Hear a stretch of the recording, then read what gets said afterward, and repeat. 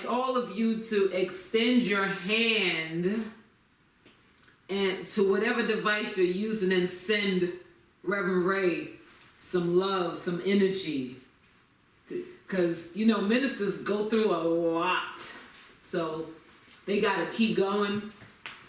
Talk after message and all this. So I just want us to give him some extra energy today. All right, so Senior Minister, Center for Spiritual Living, Greater Baltimore, Reverend Dr. Raymont Anderson. He has frequently been referred to as a Renaissance man.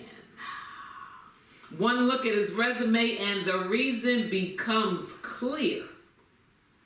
As a lifelong learner with a passion for self-development, personal transformation, transmutation, and self-awakening, he lives his bliss as a teacher, mentor, speaker, minister, and yes, so much more.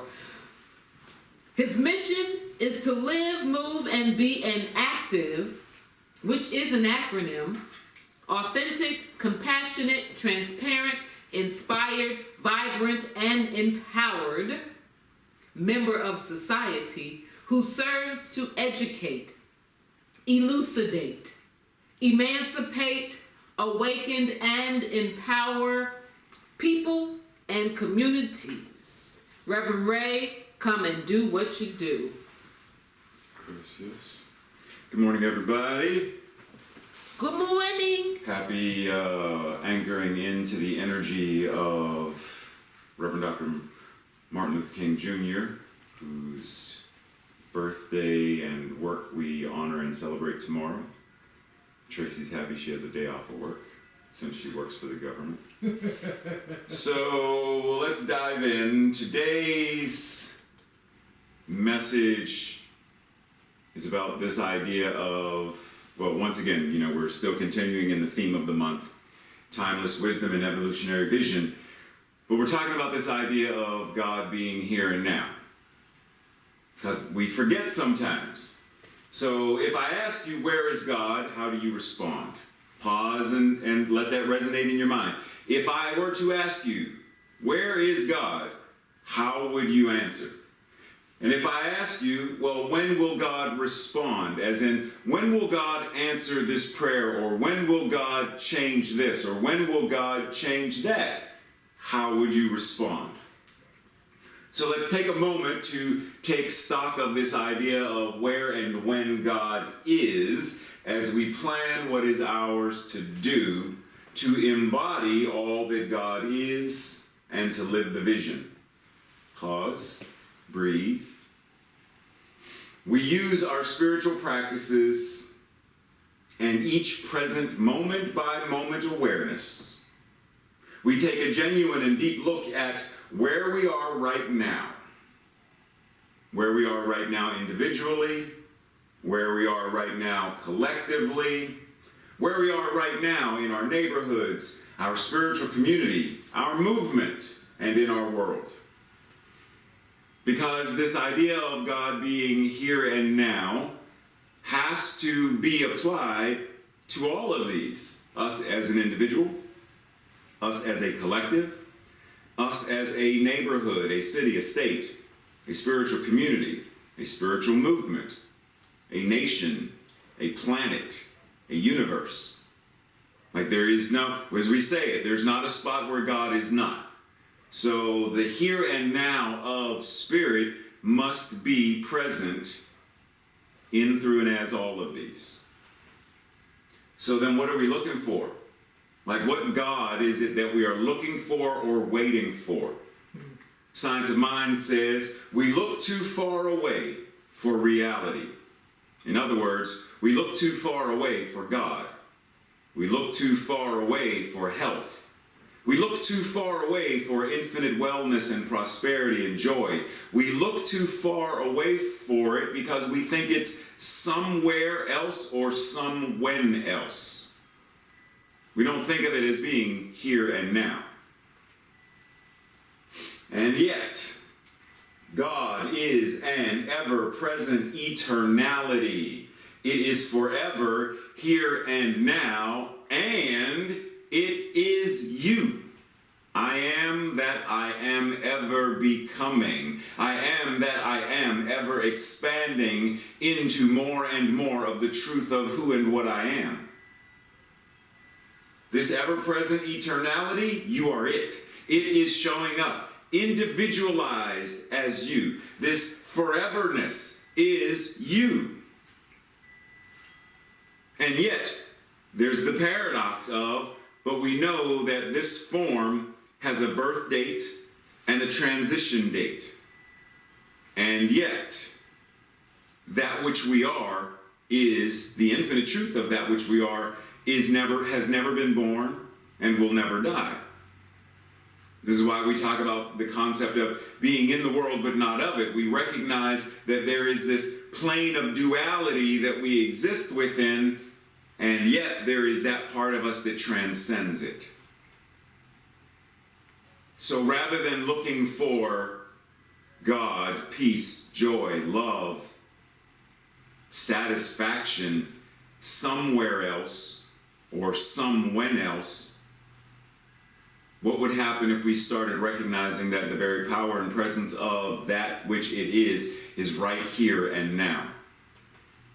One of our declarations of what we believe, declaration of principles, we say we believe the ultimate goal of life to be a complete freedom from or complete emancipation from every discord of every nature. And that this goal is sure to be attained by all. Every discord of every nature, and that this goal is sure to be attained by all. But how is that possible?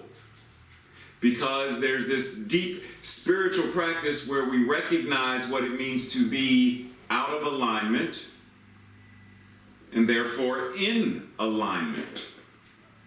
We have to be able to recognize when there is discord in order to bring things into harmony. Because the ultimate truth of things, the ultimate truth of life, is this deep residing infinite harmony. Everything that Sue said at the pre-service meditation, I am joy and I am joyful. The only reason that that can be is because that which is infinite joyfulness is incarnating itself as us. I am grateful and I am gratitude overflowing. I am that and more that is ever expanding and expressing as me.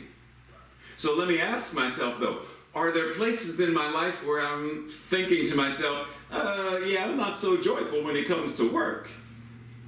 Yeah, I'm not so joyful when it comes to washing the dishes. I'm not so joyful when it comes to sweeping up all these sunflower seeds on the floor that somebody spills around the house. We're not going to say any names because Tracy's going to point her finger at me. We ain't going to even go there. I'm not feeling so joyful when we go for a walk around the block and that walk turns into a 10-mile trek. I'm not so joyful in that moment. So then Tracy's laughing at me. So then the question is, if I'm not feeling joy in this moment, and joy is the truth of my being, then I'm out of alignment. Because you can feel anger, you can feel righteous, and I mean the kind of anger that makes you feel the I need to do something, call somebody, when you see people trying to overthrow the government. And you feel the same kind of anger that Yeshua felt when he went into the temple and was like, what are you fools doing in my Father's house? Not here, you won't. Not today, you won't. There is anger that comes up when you hear about someone stealing children and sex trafficking them, and you feel anger. No one said that anger is not part of our holiness in expression. It's what we do with the anger. It's how we let the anger be expressed. The anger that consumes us and we lose our minds? Yeah, no, not that, because that's bound in ego. But the anger that comes up and says, you know what, this whole colored fountain, white fountain, no, not on my watch. And we thank you, Reverend Dr. Martin Luther King Jr. and Rosa Parks and Malcolm X and everyone else who gave of their beingness, even those who gave their lives to register people to vote. who felt the anger, who said, wait a minute, did you see what happened on the Pettus Bridge? No, the next march, not only will there be me and mine, but we will show up in numbers beyond what they can even fathom. No one said anger is not a divine principle. But once again, what are we doing with it? Is the anger causing us to be out of alignment? Am I able to be in alignment and feel joy?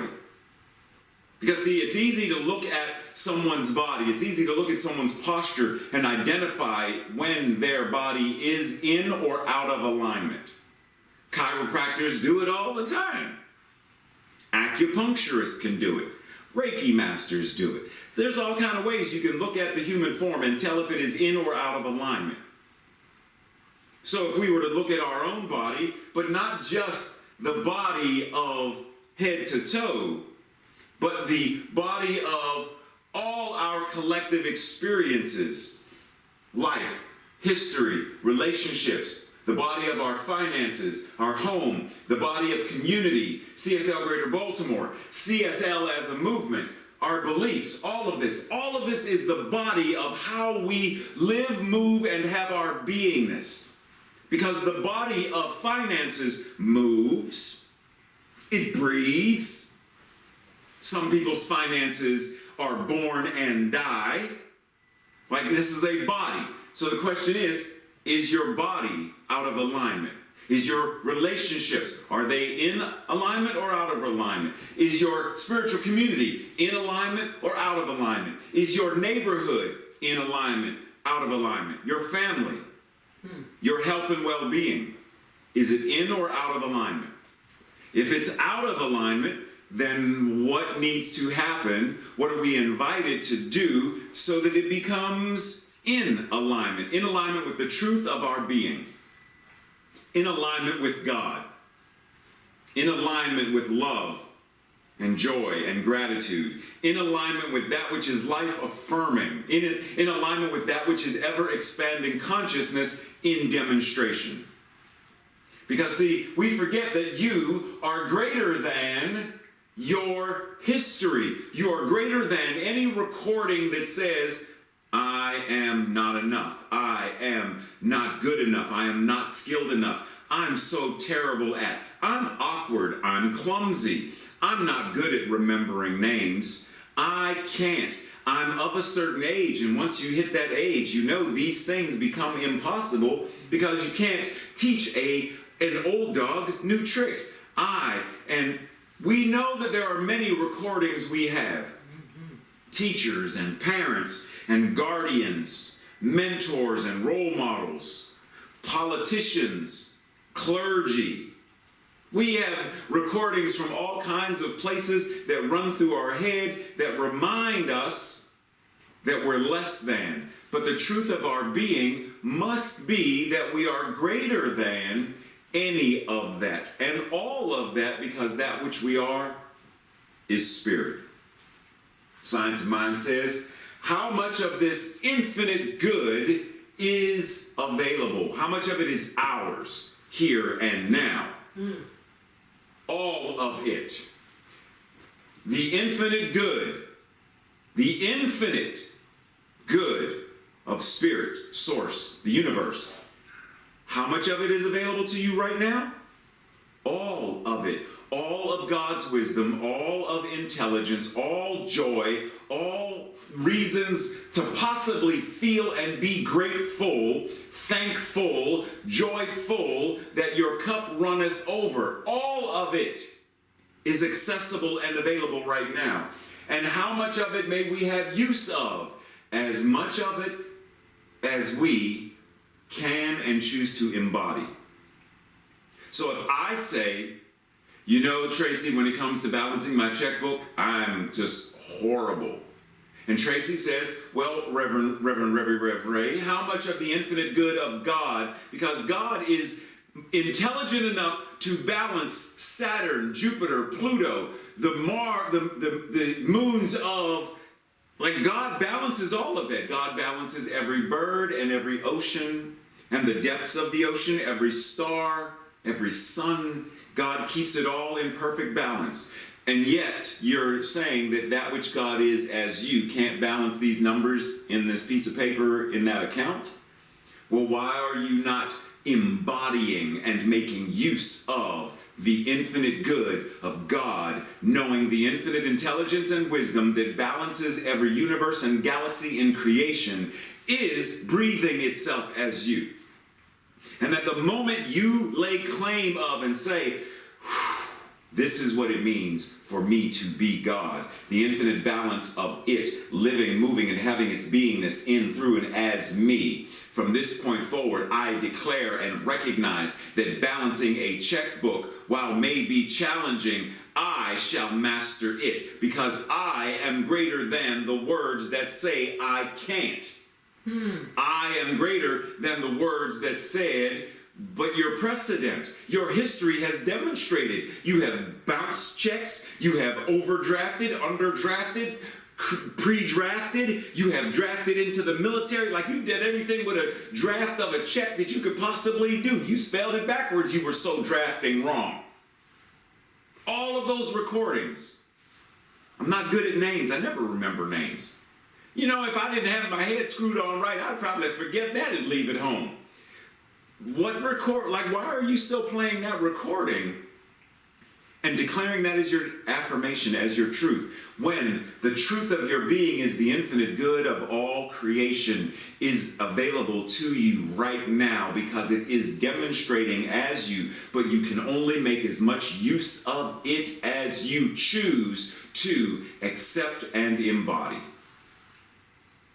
So what would happen if we chose today to embody a little bit more God, a little bit more power, a little bit more joy, a little bit more forgiveness, a little bit more love, a little bit more light, a little bit more something that the previous recording said? Are you serious? Nobody loves you. Nobody likes you. People can't even. As soon as you walk in a room, you do know that people walk out. They don't like you. You're not pleasant. You're not nice to be around. You're stupid. You're ugly. There's something wrong with you.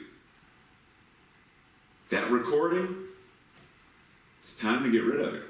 Like it's time to take it off the player and frisbee it. Yeah. Put a new recording on. What did Sue say during in-service meditation? Put the recording on. Hit play. You are the face of God. I hold you in my heart. You are that which I am, the infinite of all. You are that which I am, incarnating itself as me. I am the face of God. I am the hands of God. I am the body of God.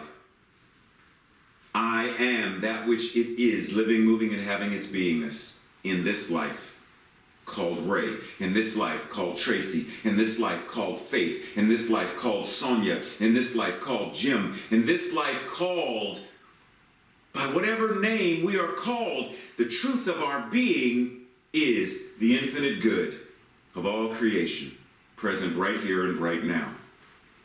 Ralph Waldo Emerson said, I'm going to gender neutral it. Treat a person as they are, and they will remain as they are.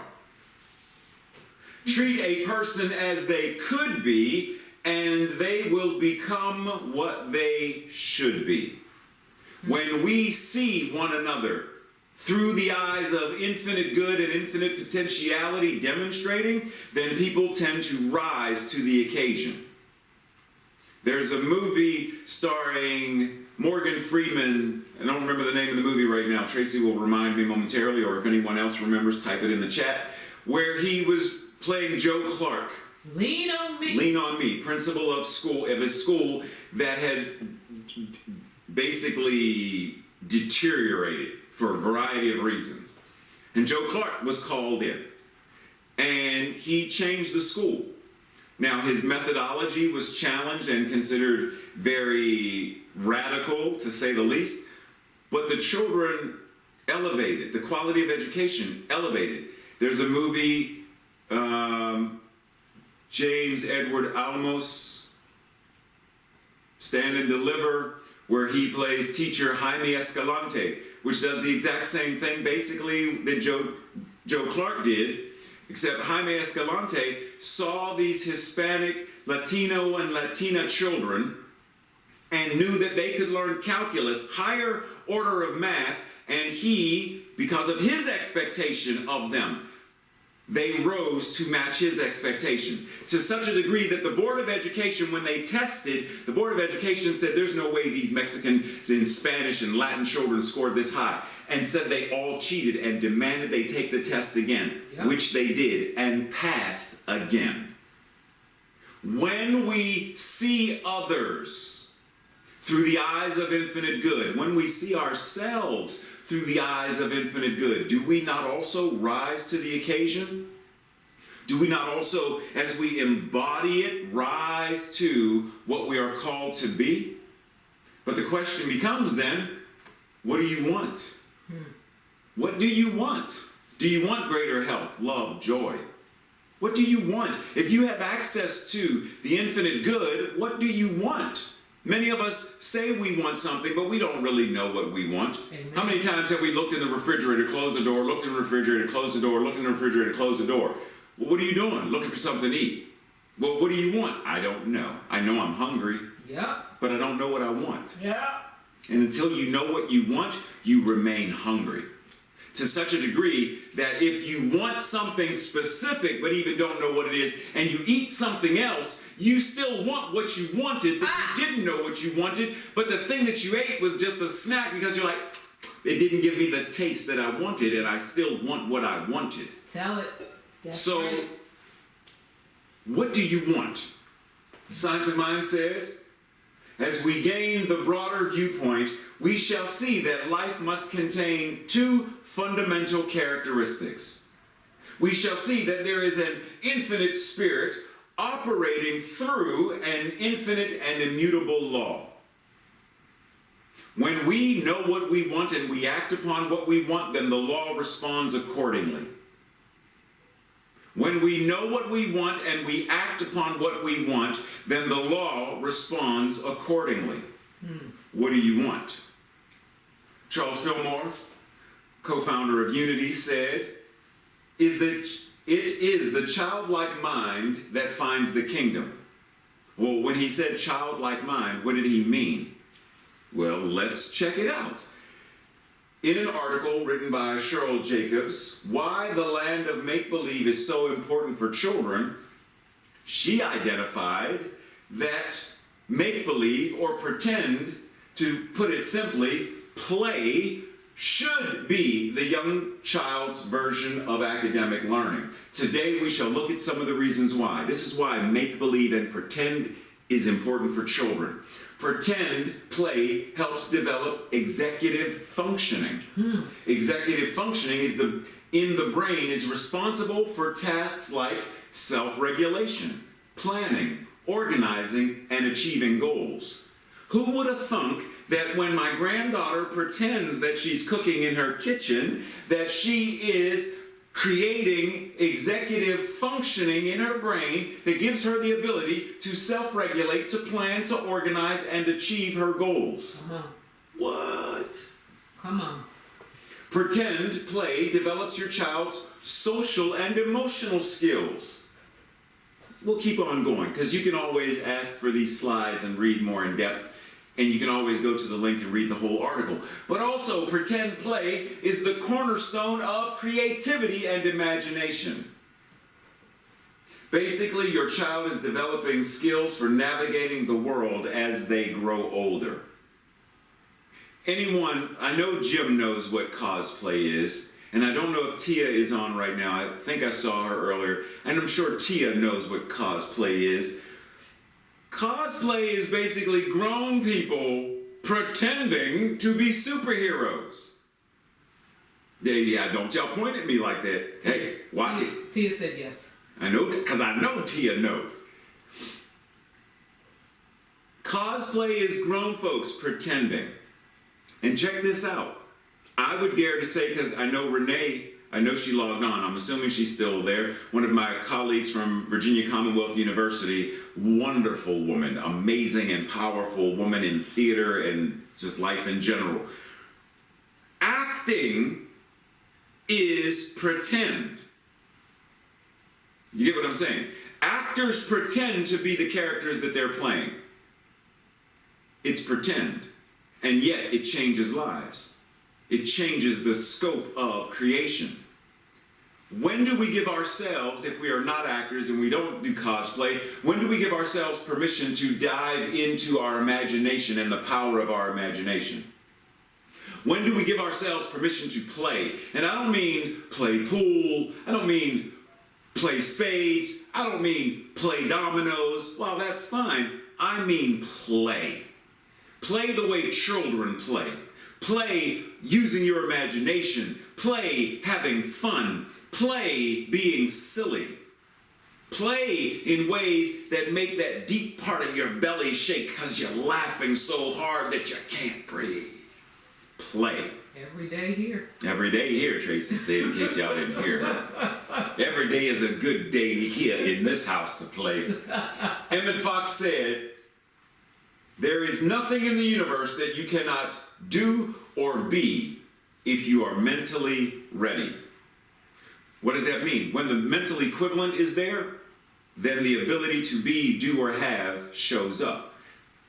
So once again, the question comes up then. What do you want? What do you want to be? How do you want to act or show up in the world? What do you want to do as a beneficial, life-affirming presence in the world? What do you want to be, do, have, and experience? Where in the whole Maslow's hierarchy, where do you need to or are invited to get into alignment so that you can rise up into the plane of self-transcendence and truly embody the here and now of the infinite power and presence of God, Spirit, life itself? Where do we need to be in alignment in order to grow and transcend and embody and live, move, and have our beingness from that place of recognition? Dr. Holmes said at the end of chapter 4 in the book, How to Use It, a new light is coming into the world. We are on the borderland of a new experience. The veil between spirit and matter is very thin.